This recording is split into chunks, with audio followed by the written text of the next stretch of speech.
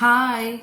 Road கடை அந்த தள்ளுவண்டி கடையிலலாம் கொடுக்குறாங்க இல்லையா சட்னி ஒன்று, அந்த சட்னி எப்படி பண்ணுறதுன்னு பார்ப்போம். இது ஆக்சுவலாக வந்து தேங்காவே போடாமல் பண்ணுற தேங்காய் இல்லாத தேங்காய் சட்னின்னு கூட சொல்லலாம். அந்த மாதிரி தான் அது ஆக்சுவலாக. இப்போ கூட சமீபத்தில் நீயா நானால கூட இந்த கொஞ்சம் வந்து ட்ரெண்டான சட்னி தான் இது. கொஞ்சம் ஆயில் போட்டுக்கோங்க, ஒன்றுமே இல்லைங்க, ரொம்ப சிம்பிள். நல்லா ஒரு பெரிய வெங்காயம் எடுத்துக்கோங்க. வெங்காயத்தை கூட ஒரு நல்ல காரமான பச்சை மிளகாய் வந்தால் ஒன்று போதும். நான் ரெண்டு பச்சை மிளகாய் எடுத்துக்கிட்டேன், அதுவே நல்ல காரமாக இருந்தது. நல்லா வதக்கிடுங்க. கூட கொத்தமல்லி இருந்தால் போட்டு கூட வதக்கிங்கோங்க. என்கிட்ட கொத்தமல்லி இல்லை, அதனால் நான் போடலை. நல்லா வதங்கட்டும்னு சொல்லிவிட்டு உண்மையில் இதை ஆஃப் பண்ணிவிட்டு இதை எடுத்து மிக்ஸி ஜாரில் போட்டுட்டு நல்லா ஒரு கைப்பிடி அளவுக்கு நமக்கு பொட்டுக்கடலை இன்னும் கூட ஆட் பண்ணிக்கலாம் நல்லாவே. நான் சொல்கிறது வந்து ஒரு 2 பிடி பொட்டுக்கடலை போட்டேன்னு வச்சுக்கோங்களேன், அவ்வளோதான் போட்டுட்டு நல்லா கிரைண்ட் பண்ணிவிடுங்க. உப்பு போட்டுட்டு ஒரு சின்ன துண்டு புளி போட்டுட்டேன் நான். புளியும் போடலாம், புளி போட்டால் ரொம்ப நல்லாயிருக்கும், அதனால் புளி போடுங்க. புளி போட்டு ஒரு சின்ன துண்டு போட்டு நல்லா மிக்ஸி ஜாரில் கிரைண்ட் பண்ணணுங்க. நல்லா ஓட்டுங்க.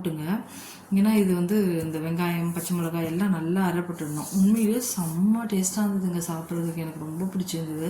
நம்ம நார்மலாக பண்ணுற தேங்காய் சட்னியை விட இது ரொம்ப நல்லா இருக்குது. நீங்கள் ட்ரை பண்ணி பார்த்தீங்கன்னா விடவே மாட்டீங்க. எல்லோரும் வந்து தேங்காய் இல்லைனா என்ன சட்னி அரைக்கிறது அப்படின்னு நானே கூட நிறைய நாள் யோசிச்சுருந்துருக்கிறேன், எப்படி அரைக்குதுன்னு.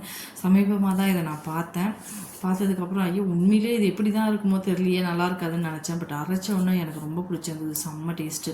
உப்பு போட்டு கொஞ்சமாக புளி போடுறேன் பாருங்கள். இதில் கொத்தமல்லி போட்டு அரைச்சா இன்னும் நல்லாயிருக்கும். போட்டு நல்லா அரைச்சிட்டு தண்ணி ஊற்றிக்கோங்க, நல்லா தண்ணி சட்னி மாதிரி நல்லா லிக்விடாக. நான் எவ்வளோ தண்ணியாக வச்சுருக்கேன் பாருங்கள். இதில் வந்து நம்ம வந்து கடுகு உளுத்தம்பருப்பு ஒரு 2 காஞ்ச மிளகாய் கிள்ளி போட்டு கருவேப்பிலை போட்டு தாளித்து கொட்டிக்கலாம். அவ்வளோதாங்க, செம்ம டேஸ்ட்டாக இருந்தது. கூட தோசை தான் ஊற்றியிருந்தேன், தோசை போட்டு இந்த தண்ணி சட்னியை ஊற்றி சாப்பிட்டாச்சு. செம்ம டேஸ்ட்டாக. நான் உண்மையிலே நம்ம வந்து நினைப்போம்ல, உண்மையிலே எனக்கு தேங்காய் இல்லைன்னா எனக்கு ஒயிட் சட்னி எப்படி அரைக்கிறதுன்னு தெரியாது, நான் அரைச்சதும் கிடையாது. இதுதான் ஃபஸ்ட் டைம், ரொம்ப நல்லா இருந்தது. நீங்களும் ட்ரை பண்ணி பாருங்கள் இந்த மாதிரி அரைச்சி.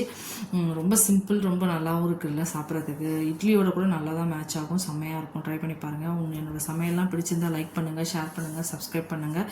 இது நான் தோசை தான் ஊற்றினேன், செம்ம டேஸ்ட்டு. ட்ரை பண்ணுங்கள், என்ஜாய் பண்ணுங்கள். மெயினாக சப்ஸ்கிரைப் பண்ணுங்கள், கமெண்ட் பண்ணுங்கள். ரொம்ப சிம்பிள் ரெசிபி தான் இன்றைக்கி நான் உங்கள் கூட ஷேர் பண்ணியிருக்கேன். இன்னும் நாளைக்கு நான் வீடியோ போடுச்சு நல்ல பெரிய ரெசிபியாக நான் ஷேர் பண்ணுறேன். என்ஜாய் பண்ணுங்கள். உண்மையிலே செம்மையாக இருந்ததுங்க, நான் சும்மா சொல்லலை. ஏன்னா இது தேங்காய் இல்லாமல் தேங்காய் சட்னி அப்படி வேணால் சொல்லலாம், அப்படி தான் சொல்கிறாங்க எல்லோரும்.